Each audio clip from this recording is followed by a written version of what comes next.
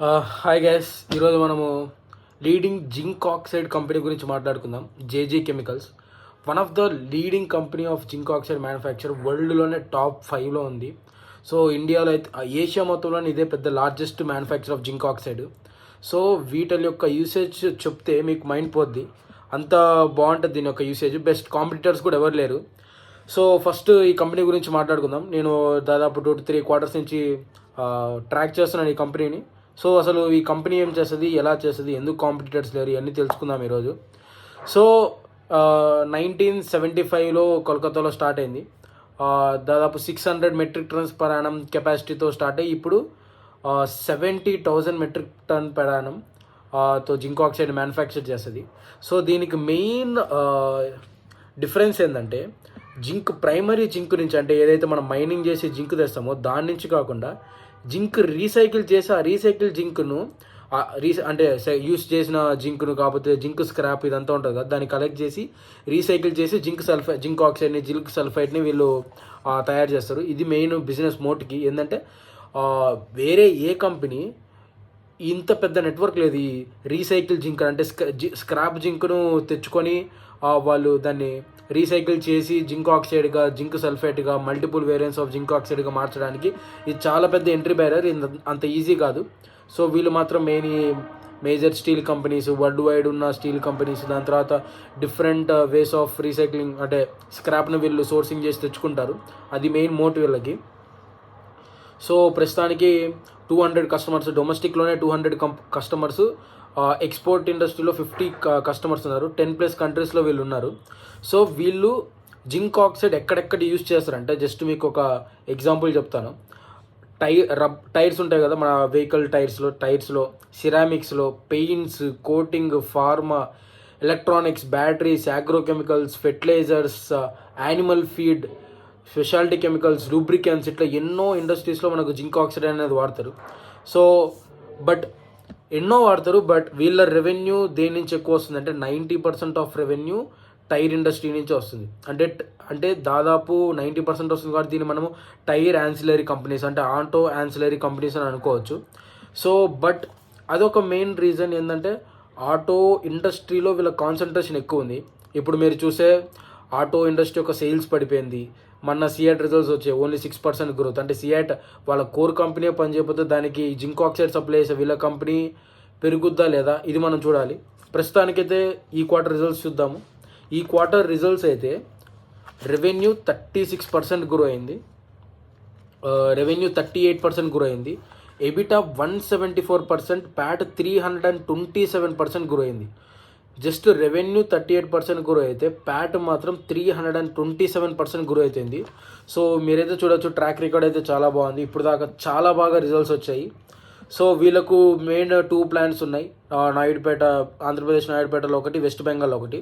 So వీళ్ళకు main ఇంకొక మోట్ ఏంటంటే, IATF అని ఒక రెగ్యులేటరీ బోర్డు ఉంటుంది. వరల్డ్ మొత్తంలో నాయుడుపేట బ్రాంచ్, అంటే ప్లాంట్లోనే ఇది ఒకటి వరల్డ్ మొత్తంలో ఇది ఒక్కటే ఆ సర్టిఫికేషన్ వచ్చింది. సో జింక్ ఆక్సైడ్కి ఆ సర్టిఫికేట్ అనేది చాలా ఇంపార్టెంట్. వరల్డ్ వైడ్లో వీళ్ళ కుక్కర్లకే ఉంది అది. ప్లస్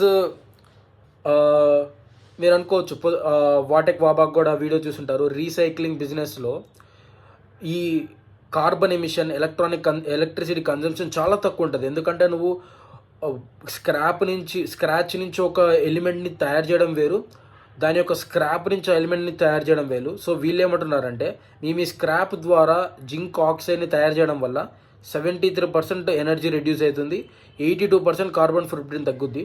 సో దీనివల్ల ఏమవుతుందంటే, గవర్నమెంట్ ఆఫ్ ఇండియా కూడా మీరు చూస్తే వాటెక్ బాబాక్ కానీ, లేకపోతే పాండి ఆక్సైడ్స్ కానీ, గ్రావిటా కానీ, ఏదైనా రీసైక్లింగ్ ఇండస్ట్రీలో ఉన్న కంపెనీస్ వీళ్ళకు EPR క్రెడిట్స్ అనేవి ఇస్తున్నాయి. ఈ EPR క్రెడిట్స్ వల్ల యూజ్ ఏంటంటే, వీళ్ళు EPR క్రెడిట్స్ని వేరే కంపెనీకి అమ్ముకోవచ్చు.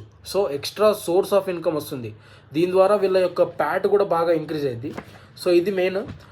జింక్ ఆక్సైడ్ అంత ఈజీ కాదు. ప్రతి ఒక్క ఇండస్ట్రీకి వాళ్ళకి సపరేట్గా కస్టమైజబుల్ హై క్వాలిటీ జింక్ ఆక్సైడ్ని తయారు చేయాలి. సో ఇది ఒకటి 80 వేరియంట్స్ ఆఫ్ జింక్ ఆక్సైడ్ని వీళ్ళు తయారు చేస్తారు. సో ఎంట్రీ బ్యారియర్స్ చూసుకుందాం. అంటే ఇప్పుడు మోట్ బాగుంది, కంపెనీ అన్ని ఇండస్ట్రీ లెవెల్ సర్టిఫికేట్స్ ఉన్నాయి, major supplier, largest supplier of Asia, top 5 in world అనుకున్నాం. సో దీనికి మెయిన్ ఎంట్రీ బ్యారియర్స్, అంటే కాంపిటీటర్స్ వస్తే మళ్ళీ మనకు మోటు పోద్ది కాబట్టి ఎంట్రీ బ్యారియర్స్ చూసుకుంటే వీళ్ళు ఎక్కువ ఉండేది ఆటో ఇండస్ట్రీలో. ఆటో ఇండస్ట్రీ అంటే టైర్కి అసలు టైర్ కూడా ఎందుకు వాడతారు టైర్లలో జింక్ ఆక్సైడ్ అంటే, జింక్ ఆక్సైడ్ వల్ల దాని యొక్క రెసిలియన్సీ పెరుగుద్ది, డ్యూరబిలిటీ పెరుగుద్ది, గ్రిప్ పెరుగుద్ది. మెయిన్ మీరు ఏదైనా హై ఎండ్ టైర్స్కి వెళ్తే అక్కడ జింక్ యొక్క వాల్యూ అంటే వాల్యూమ్ ఎక్కువ ఉంటుంది. దానివల్ల ఏంటంటే జింక్ యొక్క టైర్ యొక్క గ్రిప్ పెరుగుద్ది. సో ఇది వీళ్ళు మెయిన్ ఆటో ఇండస్ట్రీకి వెళ్తారు కాబట్టి ఎంట్రీ బ్యారియర్ ఎక్కువ ఉంటుంది. ఏదైనా జింక్ ప్రొక్యూర్ చేయాలంటే టైర్ ఇండస్ట్రీ వేరే కొత్త వాళ్ళకి ఎందుకు ఇస్తుంది, ఉన్న వాళ్ళ దగ్గరే తీసుకుంటుంది కదా, ఎందుకంటే క్వాలిటీ ఇష్యూస్ ఇవన్నీ రాకుండా. సో వీళ్ళు ఏమంటున్నారంటే ఎవరన్నా కొత్త ప్లేయర్ ఎంటర్ కావాలంటే మినిమం 4 to 5 years పడుతుంది. దాని తర్వాత మనం చెప్పే సోర్సింగ్ చాలా కష్టం, ఎందుకంటే వరల్డ్ వైడ్ నుంచి జింక్ స్క్రాప్ స్టోర్ చేయాలి, కనెక్షన్స్ బిల్డ్ చేయాలంటే చాలా చాలా కష్టం. దాని తర్వాత ఈ జింక్ ఆక్సైడ్లో రెగ్యులేటరీ అప్రూవల్స్ అనేది చాలా కష్టం. వీళ్ళకి ఎలా అయితే ఐఏటిఎఫ్ అనే సర్టిఫికేట్ ఉంది, దాని తర్వాత యూరో బోర్డు, అమెరికన్ బోర్డు, అన్ని బోర్డ్స్ దగ్గర వీళ్ళ సర్టిఫికేషన్స్ ఉన్నాయి.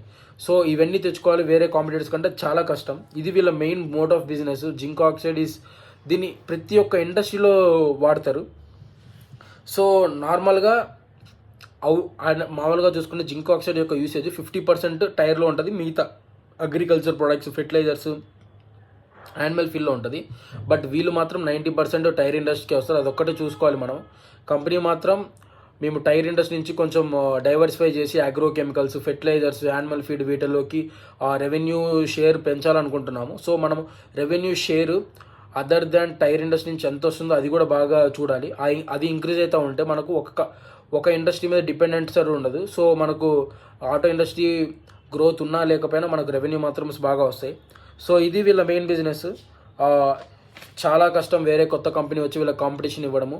వీళ్ళు మాత్రం మీరు చూసారు కదా 38% year on year revenue, 327% pad growth. అంటే ఇది చాలా అంత ఈజీ కాదు ప్యాడ్ గ్రోత్ 3x అవ్వడము. సో ఇది మెయిన్ కంపెనీ. That's it.